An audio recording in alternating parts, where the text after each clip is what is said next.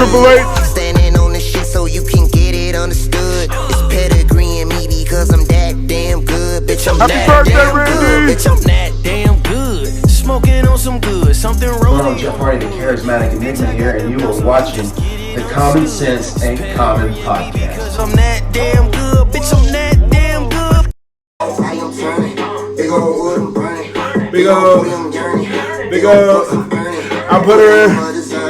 Plus, you know, I'm about to give her that weight. Yeah, she in there living like China. I put a ring on a 70. Me and the team is good in the legacy, winning the gold. Yeah, yo.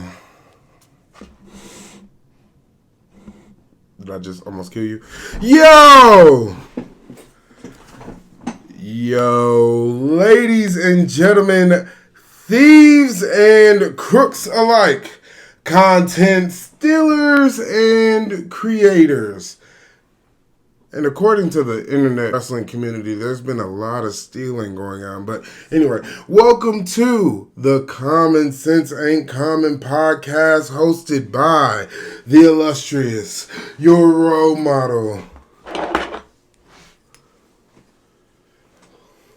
the Blueprint.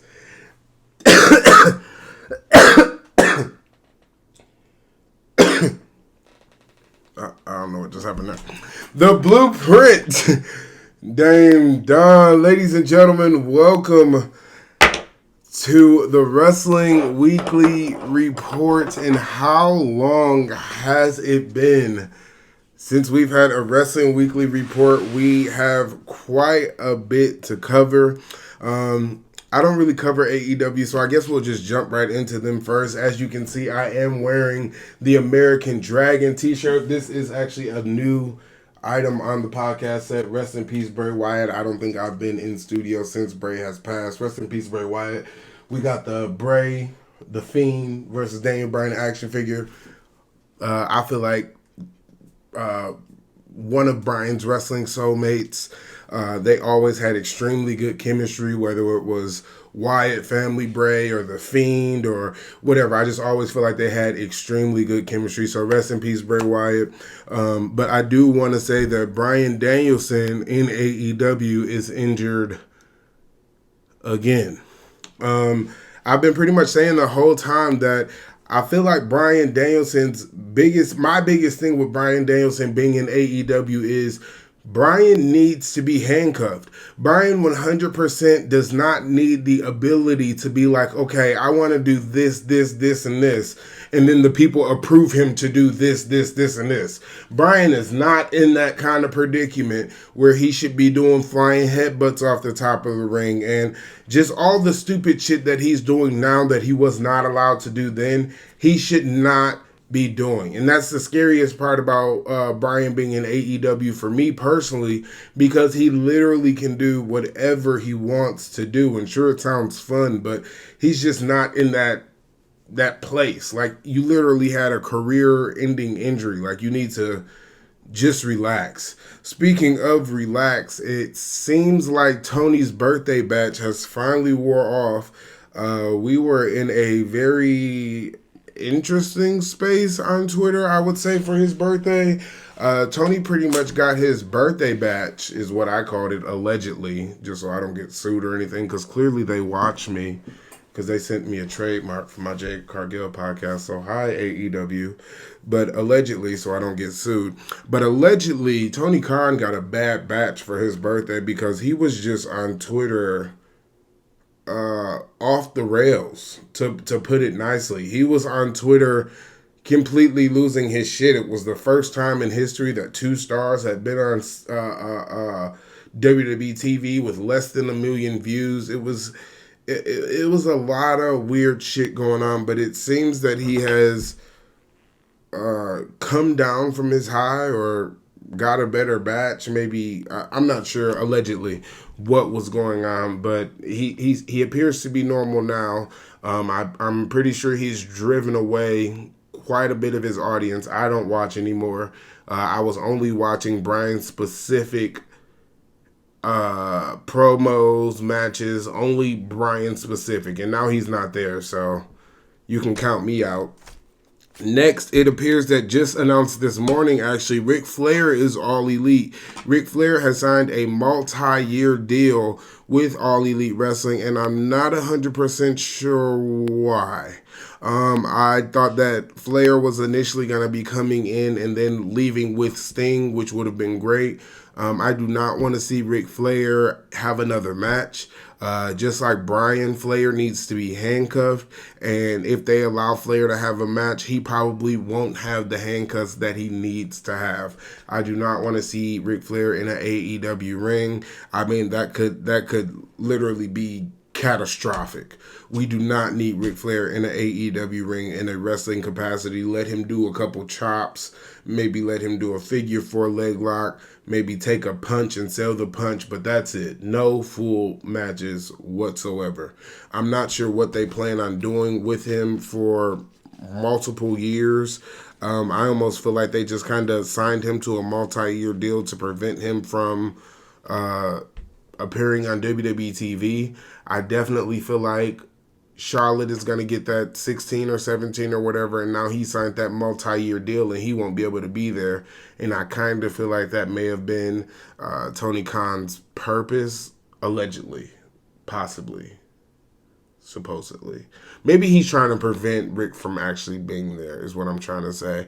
I wouldn't put it past him, honestly. And while we're talking about legends and All Elite Wrestling, is the Big Show okay? Like, Big Show I seen was all over Twitter yesterday.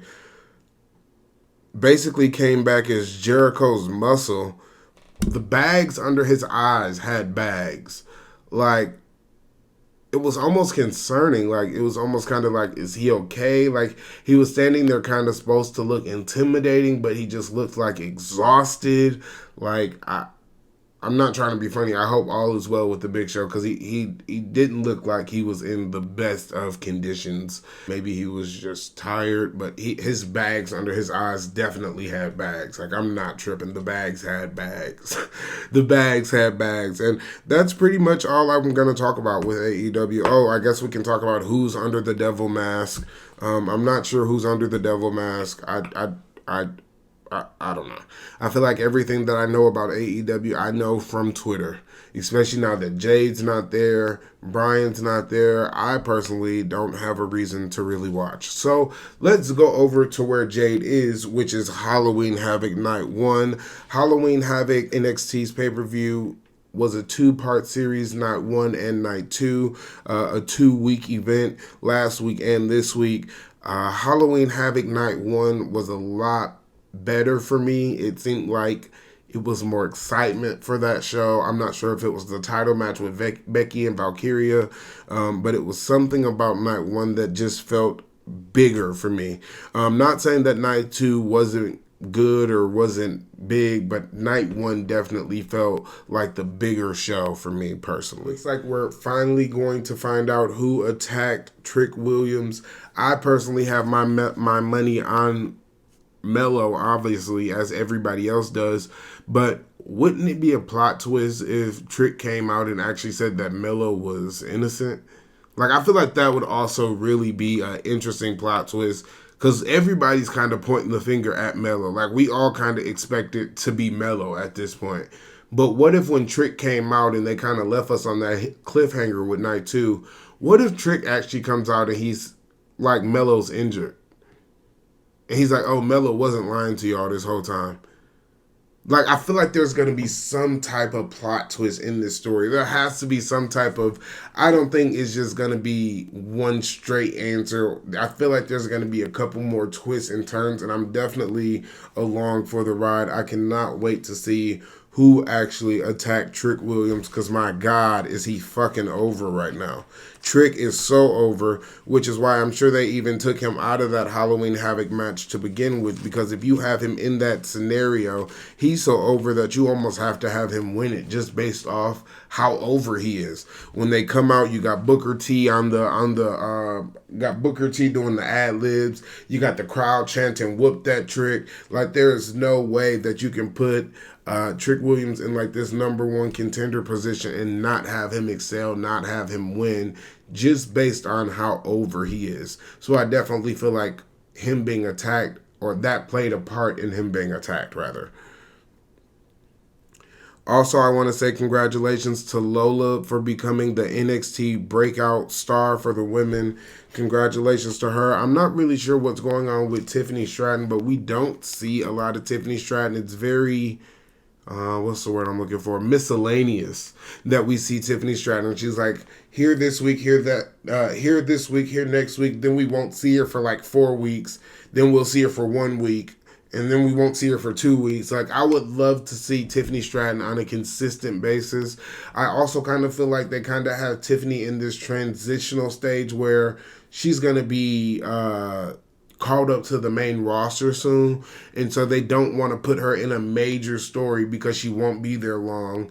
And it just kind of feels like they just kind of have her in that limbo period, cause like they're waiting to call her up. It just kind of seems like they're just waiting, like maybe they have a date in mind or they have a time in mind and they're just trying to get to that time frame. But it definitely seems like they don't want to give her anything serious or anything to really sink her teeth into, because it's almost kind of like, why? She's gonna leave. But they could definitely give her like that nice feud on the way out. Maybe have this feud with the I forget who she faced, but maybe have this feud turn into like a, maybe turn that match into a feud, and maybe do like a loser leaves NXT or something like that. That would be really cool to see, because it's really obvious that Tiffany Stratton will be called up to the main roster at any moment now. No rush, but she'll definitely be called up at any moment now, as well as Jade Cargill. Speaking of the title match with Becky and Valkyria, Jade Cargill sat on her throne, on her perch, looking ever so perfect, ever so silk-like. I'm sorry. Jade was there as well, looking amazing as always. Hi, Jade. Looking amazing as always. It looks like Jade's first feud is going to be Becky Lynch. We'll see how this goes. I'm personally not a fan of Becky. I say that here and on Twitter, and then when I go to live shows, I'm cheering for her. Maybe I'm a little fickle, but I'm not a fan of Becky right now. I'm a fan of Becky in the heat of the moment, maybe. But right now, I'm not a fan of Becky. So I don't really see Becky like putting over Jade, or maybe it'll be like a multiple match series, but I definitely kind of feel like she may not put Jade over, unfortunately. But we'll see. We'll see, because this is no like concrete thing that, oh, she's fighting Becky Lynch, even though all cards are pointing to Becky, but it's not like a foreseen, for sure thing. So I'm not going to get my hopes down or up right now. But we are all excited for Jade Cargill to make her WWE debut. All of her appearances are doing really well view-wise, likewise. Her tweets are doing really well. She's just hit 1 million followers on Instagram. Jade Cargill is really doing the damn thing. They have really presented her as a fucking star. And she hasn't even stepped between the WWE ropes on TV yet. And they presented her like a much bigger star than they presented some of their own talent that's been there. And that's their own fault, because they've been there and that's their fault. But they are really treating Jade like a star. I cannot wait to see where she goes, what happens with her. Wherever you go, you know I will be there. You have my 100% support forever. As you've seen in the beginning of this episode and on my Twitter and on the other video that I just posted on YouTube, I have made my WWE return. I've made my WWE TV return. The cameraman found me like going to my seat, caught me fucking lacking in 4K. But I quickly recovered. You know, I raised the title up. I was born for this. What did Sasha Banks say? I am not afraid. I was born for this. So, you know, I tapped into that Dame Dawn, that inner Dame Dawn right quick. And I said, you know what? Acknowledge me.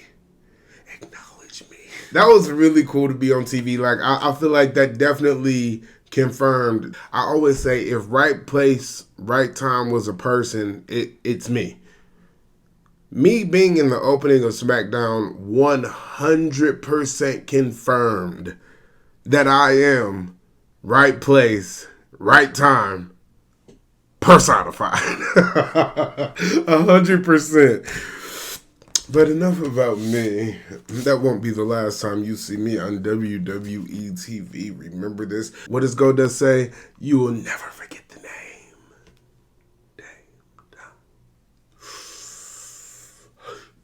Damian Priest is not main eventing all these Raws on accident. I will not be surprised if Damian Priest 100% cashes in that Money in the Bank briefcase successfully. They are definitely having him main event all these Raws to get him ready for that spotlight, that single spotlight. You can kind of see he's getting sick of Rhea in the Judgment Day. He's kind of rolling his eyes a little bit when they're talking and things of that nature. So you can definitely see that they are setting up Damian Priest for that big baby face push, that big baby face catapult. You can definitely see that they are preparing to strap the rocket to him. They've been putting him in back-to-back main events. Sami Zayn, I forgot who he faced last week, but he's been in like back-to-back main events. They're definitely prepping him for that single spotlight, that single career that he's already had as Punishment Martinez. But of course, this is on a much larger level. And I definitely feel like Damian Priest post-Judgment Day will be a completely different animal than the Damian Priest we saw before Judgment Day. That was like the United States champion and things of that nature. I definitely feel that once he leaves Judgment Day, you can really have him be like the big monster babyface on Raw. He has the size. He's bilingual. You know, they're always looking for the next Spanish star. So they could definitely put Damian Priest in that position to catapult him into that single star. They had him work with Bad Bunny, and it's really kind of just been off to the races since the Bad Bunny match. Now that I think about that, the Bad Bunny match has definitely set up Damian Priest for winning the Money in the Bank and winning all of this. I definitely believe that the Money in the Bank was his thank you, or you're welcome rather, for the Damian Priest or for the Bad Bunny match. TNA has announced that it is returning January 2024. No more Impact Wrestling. We are officially going back to TNA Wrestling, TNA Impact, the Impact Zone. I am super, super, super excited to be going back to TNA. They will be making their return in Las Vegas, so I definitely may have to pop into that show. I would love to maybe possibly get like a media pass or something like that. I am kind of looking into doing so at this time. I would definitely appreciate any help if you know how to do that. Definitely send me a DM. My DMs are always open. Instagram, Twitter, I'm Dame Down on all platforms. But if you want to help me and you know what to do in that department, I definitely appreciate it. But they will be making their return in Las Vegas.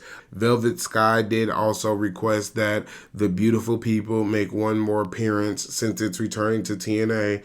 Velvet was also doing commentary over in NWA. I would love to see Velvet come and do commentary for TNA Impact. I mean, I would almost love to see the Beautiful People come and be like authority figures for the Knockouts division and have them almost like punish the uglies in the division and, favoritism or show favoritism to the people that are like, that they think are beautiful, and you know the people that are ugly, they kind of don't give them opportunities. They kind of hold them down. They Velvet could essentially become what Karen Jarrett was to her. They could almost kind of flip it, and now like that could be Velvet Sky. Even though Velvet kind of, when she left the first time, she was kind of like this big baby face. They could definitely have Velvet and Angelina come back and kind of play like these heel authority figures. I think I would really like to see that. Another thing with TNA is TNA needs a new channel. If you go back and watch old podcast episodes, I've been saying this for months and months and months and months and months. They need a new channel. I did also hear that TNA, they're like the president of the channel that they're on or something like that. So that's why they don't want to leave.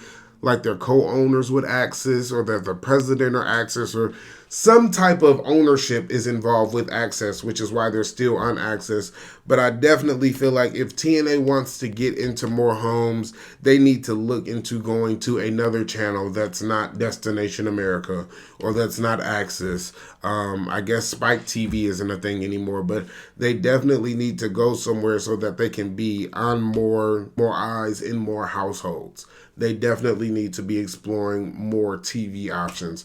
Not saying that there's anything wrong with Access, but I feel like there's a lot of people that just don't have it, don't know they don't have it. I was always a really big Impact fan, and then I was just kind of forced to stop watching it because they had went to like fucking Pop TV and then Destination America, and I had Dish Network. I didn't have any of those channels, so like there was like pretty much a void.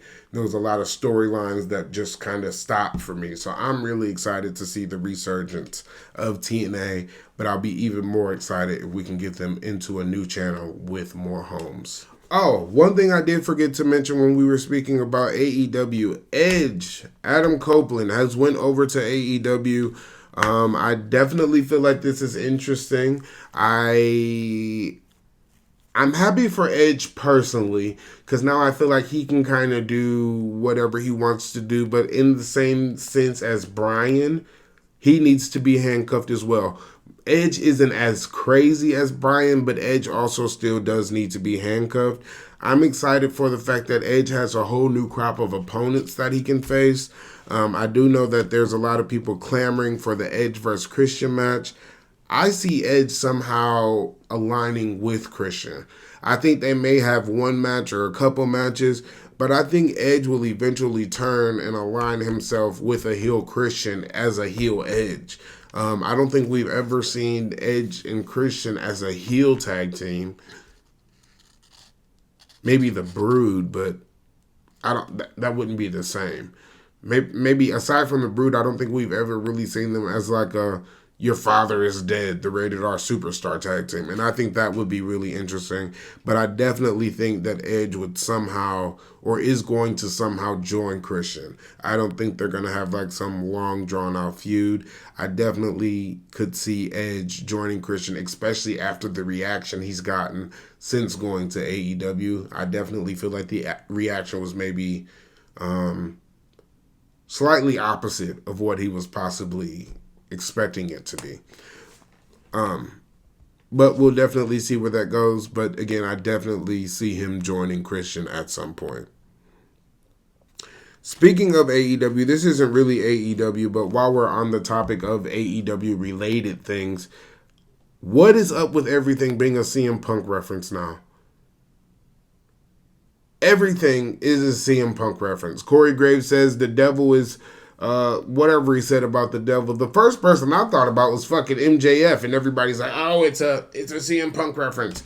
It's a CM Punk reference. He's drinking a Pepsi. Any fucking thing. If Triple H breathes into the mic, oh my God, he breathed like CM Punk. Oh my God, they got into the ring like CM Punk. I want everybody to shut the fuck up. I would much rather see AJ Lee come back and skip around the ring 20 times than watch CM Punk come back. CM Punk is going to come back and it'll probably work out for a year, and then it'll be the same exact thing that it has always been. I have literally said on a podcast, how long is it going to be before CM Punk ruins his AEW run? And what did he do? He ruined his AEW run. I just feel like at what point does CM Punk realize that he's the problem? At what point does he stop pointing fingers at everybody else and realize that he's the problem? What is CM Punk's zodiac sign? Hey Google, what is CM Punk's zodiac sign? Scorpio. Makes a lot of sense. I'm not really sure what that has to do with this, so we're just going to go to the next topic. We officially have separate general managers, Nick Aldis and Adam Pearce on Raw, Nick Aldis on SmackDown. We officially have separate general managers. It definitely seems like Nick Aldis Magnus is going to be the heel general manager in this. He's kind of keeping the titles off SmackDown and things of that nature. He's keeping the superstars that are supposed to be on their respective brands on their respective brands, because it almost got to the point where I feel like every week I'm tweeting, is the brand split over? Why is Natty on SmackDown and Raw? Why was Miz on SmackDown and Raw? Like LA Knight, SmackDown and Raw. Tag team champions, I understand. They're champions on both shows. But for the most part, everybody is on SmackDown and Raw, aside from like the big names like Seth Rollins, Roman Reigns, Becky Lynch, Charlotte Flair, Bianca Belair. Aside from them, like those littler names, those littler storylines, they're on both shows. And it's like nobody noticed. Tegan Knox, both shows. What the fuck is going on? I definitely feel like Nick will be the one to eventually split the tag titles. I hope that he splits the tag titles and we get new designs. I hate the damn nickel titles with the color backgrounds.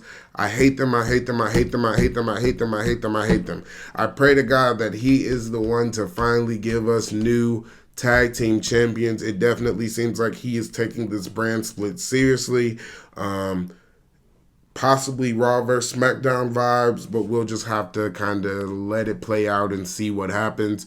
But I'm definitely digging Magnus as the Raw GM, and I definitely hope that Magnus returning as the GM somehow ties into a Mickie James return, because of course they are married. I would definitely love to see Mickie James end her career in WWE. I know she's having a lot of fun in Impact. I know they may have left a bad taste in her mouth with the garbage bag thing and all that, but Mickie James absolutely deserves to have a one last good run storyline, possibly title run in WWE before she rides off to the sunset. Her last WWE run, she had little storylines here and there with Alexa Bliss, but she was not really like the main attraction in a storyline. Mickie James deserves to go out on the highest of high. The highest of high. And I believe that Magnus being back will definitely tie into a Mickie James return at some point, or at least I'm hoping it does. I do just have a couple more topics that I want to talk about. We do have back-to-back vlogs on the account, SmackDown SmackDown October 27th, and of course tomorrow, November 2nd or November 3rd, 2023. Both of those vlogs are up on the channel already. I kind of feel like I uploaded those a little prematurely, but those both are there. LA Knight vs. Roman Reigns is taking place at Crown Jewel for the WWE Universal Heavyweight Championship. I'm definitely happy that Roman Reigns has a new challenger, but I kind of don't like those matches where you know who's winning going into it. Yes, LA Knight is red hot right now, but is LA Knight going to beat Roman Reigns? Absolutely not. Absolutely not. And I do not want LA Knight to be beaten by Roman Reigns and then internet Twitter is talking about how his push is ruined and how they've ruined him. I do not want that to happen. I'm praying to God that it doesn't happen, but knowing them, it's a possibility. I definitely feel like they may be setting themselves up or booking themselves into a corner per se, but it will just kind of have to see. I definitely do feel like this is a really big match for LA Knight, but I feel like they may be making a mistake beating him here because he's obviously losing. They're probably going to have some type of interference with the bloodline, which everybody's going to bitch about. So I definitely feel like they may be backing themselves into a corner.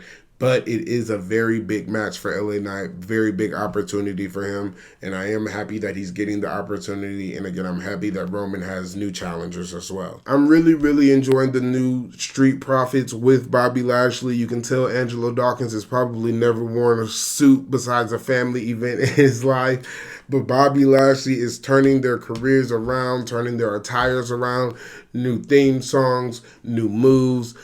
I definitely want to see them possibly get like a team name that's not Hurt Business 2.0 or Hurt Business 2. I definitely want them to have a team name and not just be Bobby Lashley and the Street Profits. I definitely feel like this is a team that you can have all of them be champions. Profits be tag champions, Bobby either world heavyweight or what's the title on SmackDown? United States champion. that is definitely a group that you can put all the titles on and they could dominate the whole brand and even have them go up against the Bloodline should they get back together and become like a strong unit.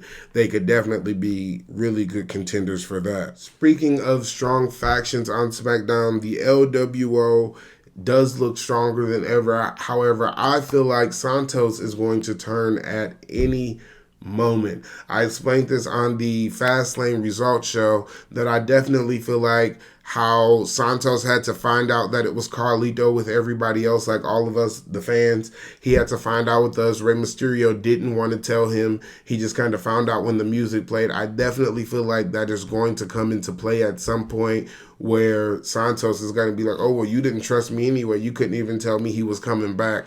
And I definitely feel like that Santos is kind of overly acting like a baby face to kind of gain the trust of Carlito and then attack him. I definitely feel like Santos is more of a natural heel. I definitely see him more as a natural heel, and you can literally sense that the turn is coming. The question is, do they keep him with Zelina? Do they keep Juan and the other one, Raul, with him? But you can definitely see that the turn from Santos is coming at any moment. Bianca Belair has made her return, saving the Queen in a really good match between Io and Charlotte Flair. It was so good to see the Queen live. Which you'll see tomorrow. It was so good to, which you'll see tomorrow. It was so good to see the Queen live again. I haven't seen her since March. I took a sign and she actually seen the fucking sign. So I feel like that's kind of inspired me to always take a sign to shows, because she seen the sign, pointed at the sign, then I posted it on Twitter like she seen me in my sign, and then she commented on me seeing her in my. Just give me a minute. Speaking of returns, I have not been in studio since we've had the return of the irresistible force, Nia Jax. Nia Jax is back. I love Nia Jax. I've always loved Nia Jax. I've always defended Nia Jax. I absolutely love Nia Jax. There's not a single person on the internet wrestling community that can turn me against Nia Jax. I absolutely hope that Nia Jax somehow pulls off the win in this Fatal 5-Way match in Crown Jewel. I feel like it's kind of unlikely just due to where Rhea is. You know, she was just number one in the PWI and things of that nature. So I kind of feel like Rhea is retaining, but if I had to pick, I would put the title on Nia Jax. Nia Jax has been killing this return since she has came back. I know everybody likes to shit on her and give her all this shit, but she has killed the role that she has been put in since she has returned, and there's no denying that. Whether you love or you hate Nia Jax, you cannot deny the fact that she is killing the role that she has been put in. I mean, Big E still can't even fucking wrestle right now, and Ridge Holland doesn't get nearly as much slack as Nia Jax get, and Nia Jax made the man, which y'all love so fucking much. So really, y'all should all be saying thank you to Nia Jax. Becky Lynch included. Becky Lynch especially. You all should be saying thank you to Nia Jax. Ridge Holland botches weapons, and nobody says anything to Ridge Holland. But if Nia's walking down to the ramp, oh, she's about to come injure somebody. And Ridge has injured like 3 people in a year, if even that. Lighten up on Nia Jax. Lighten up on her. And while we're talking about people that have been killing the role that they have put in, can we talk about it's Chelsea. Chelsea has been fucking killing it. Chelsea is 100% the best new hire that they've rehired, and Nia Jax is a close second. Chelsea Green has 100% over-excelled in everything that she's done. 2-time tag team champion. Just last year, she was Impact tag team champion. Fast forward a year, 2-time WWE tag team champion. Absolutely killing it. Shout out to Chelsea Green. One of the best, if not the best new hire that they have brought back. And just to think that this all started with a phone call of, hey, can I have my job back? And before we get out of here, I do want to do a quick sponsor. It is a free sponsor, but I don't mind because, you always have my support. Before I do that, let me just... Perfect.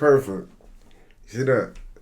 Now, I know it's been a while since we've talked about God's greatest creation, the baddest bitch in the game. Mandy. Feels so good to hear that again. I would like to announce/promote that Mandy Rose's new calendar has just came out. Mandy, I just want to say that Mandy is hilarious for this calendar because Mandy know damn well we ain't buying this calendar to write shit in here. You see how small these dates is? I can't put my birthday in here. And I don't even care. Do you see? Mandy, this calendar is amazing. I wanted to come on here and let everybody know that if you don't have one of these calendars,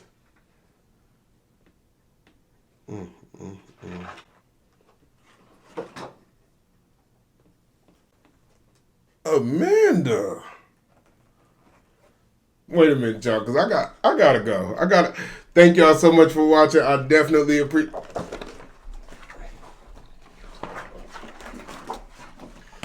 Thank y'all so much for watching. I definitely appreciate y'all. Make sure y'all like, comment, and subscribe. I gotta go look at the rest of this calendar. I wanna be the greatest. Everybody on the fake shit. I look around and feel like everybody is the fakest. I make this every day and I'm impatient. Hoping one day I blow up from the basement. Statement, the top is so vacant. I don't hear shit that I think is amazing. Waiting for my day when I'm playing sold out shows for 1,000 faces. Hey, give me that crown. Get in my way and to be put down. It ain't your